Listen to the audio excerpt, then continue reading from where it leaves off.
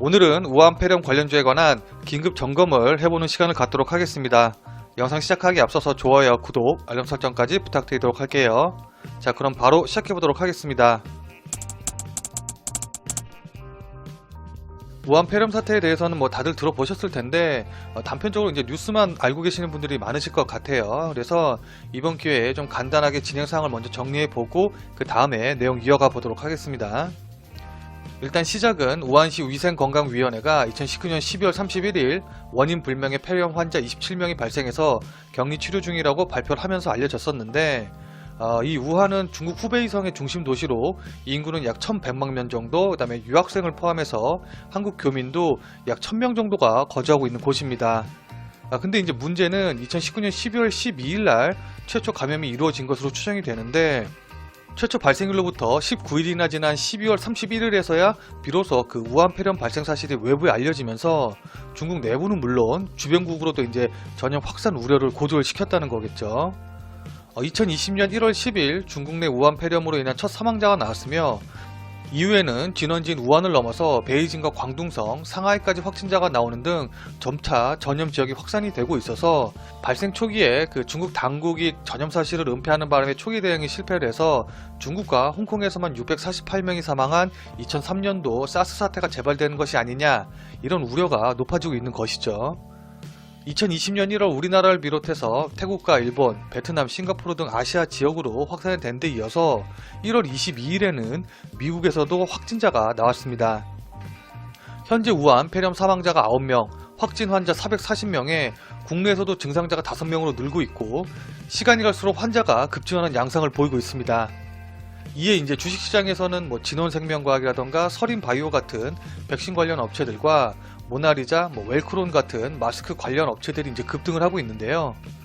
그러나 이제 지금 자리에서 백신 관련주나 마스크 같은 방역 관련주를 매수하기에는 가격적으로 부담이 되는 게 사실입니다.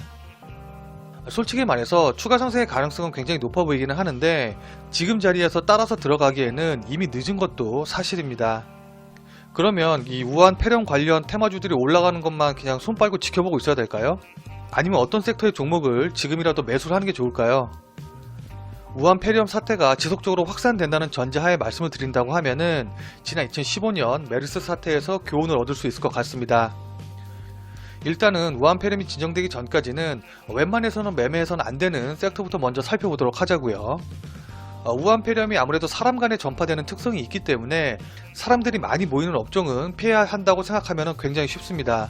예를 들어서 관광지 같은 경우에는 사람들이 많기 때문에 사람들이 여행을 자제할 가능성이 높겠죠.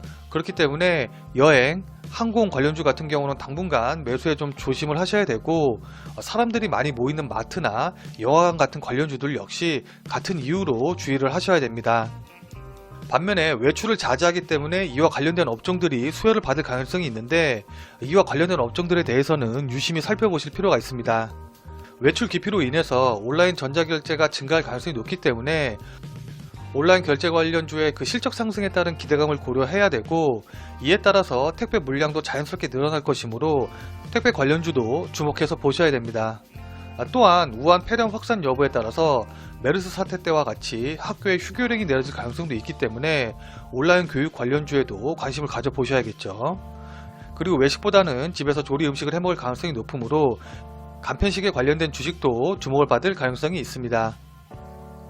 테마 발생 초기에는 직접적인 관련주들이 급등을 하게 되지만은 관련주들의 급등이 지속이 되게 되면 시장 참여자들은 아무래도 가격 부담을 느끼게 되고 그에 따라서 새로운 수혜주를 찾기 마련입니다. 어차피 테마가 크게 성장을 하게 되면은 테마주 내에서도 섹터가 나뉘게 되고 그 섹터 안에서 순환매가 돌기 때문에 백신이나 마스크 관련주들을 놓치신 분들 같은 경우에는 지금 자리에서 무리하게 추격 매수하지 마시고 앞서 말씀드린 연관 종목들을 선취매해서 지켜보는 방향으로 대응을 하시는 게 좋아 보입니다. 물론 우한 폐렴의 그 확산이 좀 주춤해진다고 하면은 관련 테마주들이 형성되지 못하고 기존의 백신이나 마스크 관련주들도 급락할 가능성이 높지만 중동발 메르스 사태 때와는 다르게 중국에서 만약에 확산이 일어나게 된다면 중국과 우리나라의 그 왕래 인원이 중동국과는 비교가 되지 않기 때문에 우리나라로의 유입을 완벽하게 방지하기는 어려울 것입니다.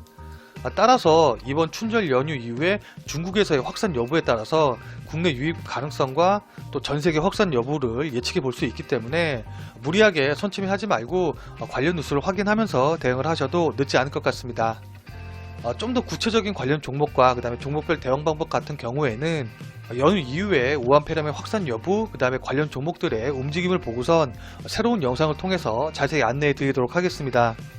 마지막으로 메르스 사태 때도 그랬지만 테마주 같은 경우는 관련된 모멘텀이 끝나게 되면은 다시 급등 이전에 원래 가격으로 돌아오게 되어 있으므로 언제든지 뉴스에 따라서 급락할 수 있다는 사실을 항상 명심해 두시고 매매하시길 바라도록 하겠습니다. 이것으로 우한 폐렴주에 관련된 긴급 점검을 마무리 짓도록 하겠습니다.